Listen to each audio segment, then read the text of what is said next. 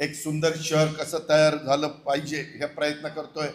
आज माझे काही माजी आमदार, जिल्हाध्यक्ष, बँकेचे व्हाईस चेअरमन असे बरेच जण आले होते।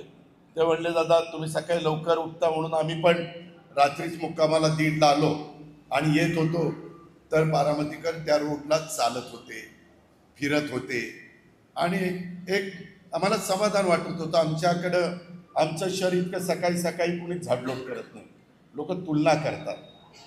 आपली झाडं बघितल्यावर लोक तुलना करतात, आपल्याला ते अजून त्याच्यामध्ये भर घालायची।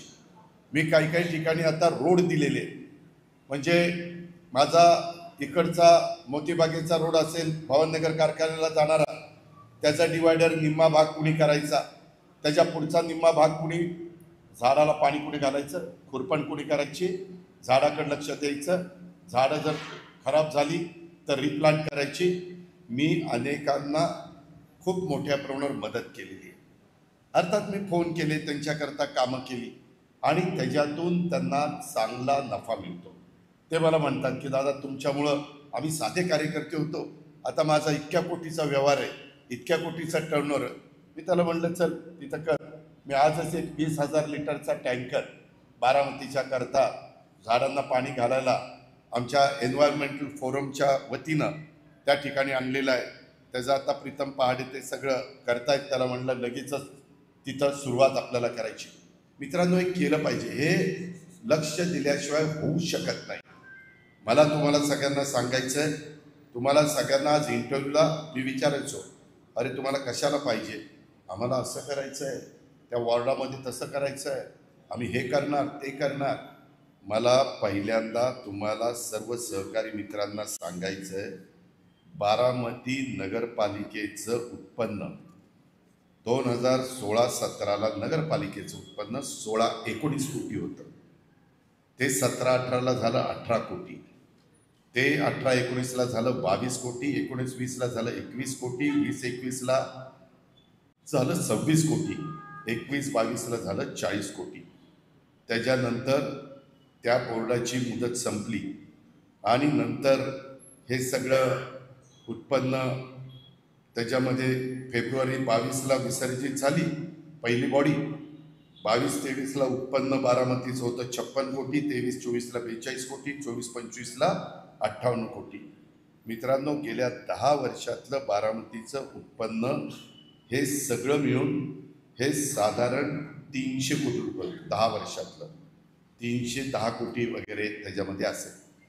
विचार करा 10 वर्षातलं बारामतीचा टॅक्स आणि उत्पन्न 310 कोटी, आणि बारामतीमध्ये आपण सगळ्यांनी कामं केली 10 वर्षामध्ये 3,300 कोटी। त्यामध्ये गेले 10 वर्ष टप्प्याटप्प्याने मी हा निधी आणत गेलो, तुम्ही मला पाठिंबा देत गेला, मी त्याच्यामध्ये तुम्हाला विश्वासात घेऊन लक्ष देत गेलो आणि अजूनही आपल्याला मोठ्या प्रमाणावर कामं करायची। आज हे जे कोणी आता मला उमेदवारी मागतायत, पहिल्यांदा त्यांना निवडून गेल्यानंतर वसुली करावी लागेल, घरपट्टी, पाणीपट्टी, वीजपट्टी वगैरे। आता मी मधी काराटीच्या पलीकडच्या बाजूला माळावर आपण सोलर एनर्जी करता पॅनल बसवायला जागा घेतलेली आहे, काही जागा ग्रामपंचायती करता घेतली, त्याच्यातनं ग्रामपंचायतीचं स्ट्रीट लाईट आणि बाकीचं जे काही पिण्याच्या पाण्याच्या योजना वगैरे त्याचा खर्च त्याच्यातनं भागावा आणि बाकीचा निम्मा खर्च निम्मा आपल्या बारामती शहरातलं जे पिण्याच्या पाण्याचे तुमचे पंप आहेत आणि बारामतीमध्ये आता लाईट तर भरपूर टाकलेले आहेत, त्याच्याबद्दल त्याच्याकरता तो खर्च होणार आहे। मित्रांनो हे सगळं होत असताना आपल्याला बारामतीमध्ये जी सार्वजनिक कामाकरता वीज वापरतो ती वीज संपूर्ण आपण त्या सोलर पॅनलमधनं निर्माण करतोय। या पद्धतीनं आपलं काम चाललेलं आहे। मी नेहमी सांगतो मी कामाचा माणूस आहे। उद्याच्या काळामध्ये अनेक जण दादा आम्हाला नव्यांना संधी द्या, काही म्हणतात आम्हाला आता जुन्यांना शेवटची संधी द्या, शेवटची, असंही काहींनी सांगितलं। प्रत्येक जण आपली आपली बाजू मांडत होता. काही आम्ही कसं काम करतो, काय करतो, मागच्या निवडणुकीमध्ये कोण बूथ एजंट झालं वगैरे वगैरे, ह्या प्रकारे ते सांगत होते.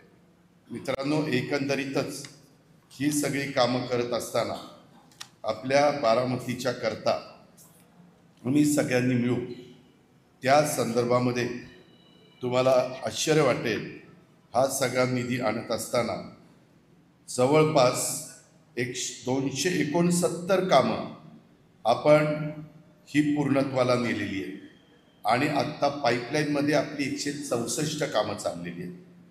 एकूण 433 कामं प्रस्तावित होती आणि त्याकरता त्याच्यात महत्त्वाची कामं पण तुम्हाला समजली पाहिजे. एक म्हणजे शिवसृष्टी विकसित करण्याचं मोठं काम चाललेलं आहे. करा नदीचं सुशोभीकरण मेडतपासून मळदपर्यंत त्याचं काम त्या ठिकाणी चाललेलं आहे. नीरा डावा कालवा सुशोभीकरण करणं, ते आपला टँक आहे तिथपासून आपल्या जवार बागेच्या पर्यंत ते काम आपण आणलंय. मला पुढं ते जळोचीच्या टँकपर्यंत न्यायचं आहे. हळूहळू मी नेईन, तुम्ही मला साथ द्या. आज आपल्या विरोधामध्ये काही लोक सगळ्यांची एकी करून आपल्या विरोधामध्ये पॅनल करण्याचा प्रयत्न करतायत. मला ह्या मेळाव्याच्या निमित्तानं बारामतीकरांना सांगायचं आहे, बारामतीकरांनो, आज मला या 41 आणि एक नगराध्यक्ष 42 आणि 4 नंतर स्वीकृत होणार 46 ह्या जागांच्या करता जवळपास 300 लोकांनी मागणी केलेली आहे. 322 25 धरा, कारण आज मगाशी पण दोघं चौघाले 325. ह्याच्यातनं फक्त मला 46 निवडता येणार आहे. पण जो सर्वसामान्य बारामतीमध्ये मतदार किती आहेत? 1,02,000. 1,02,000 हा बारामतीचा मतदार आहे, बरोबर ना? आणि ह्या मतदार नगराध्यक्षाला निवडून देणार आणि मला वाटतं 20 प्रभागामध्ये 41 नगरसेविका निवडून देणार.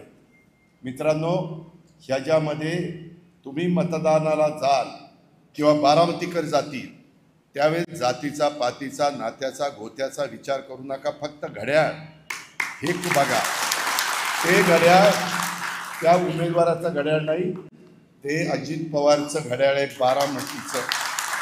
हे समजून तुम्ही, कारण आता एकेका ठिकाणी तर 20 लोकांनी, 15 लोकांनी, 5 लोकांनी, 6 माझ्या भगिनींनी, खूप जणांनी उमेदवारी मागितली. सगळेच तोलामोलाचे, सगळेच ताकदीचे, त्याबद्दल दुमत नाही. प्रत्येकाला वाटतं की आम्हाला प्रतिनिधित्व मिळालं पाहिजे. समाजाला वाटतं की आम्हाला दादा आत्तापर्यंत मिळालं नव्हतं, आता आम्हाला द्या. असे साधारण सगळं मी पाहिलं आहे. मी फार बारकाईनं सगळ्या गोष्टी टिप्पण करून ठेवल्यात की उद्याच्या काळात मला काही नवीन व्हिजन असणाऱ्यांना त्याच्यामध्ये सामावून घ्यायचं आहे. त्यांच्याही मनामध्ये काही कल्पना आहेत, त्यांच्याही काही अपेक्षा आहेत.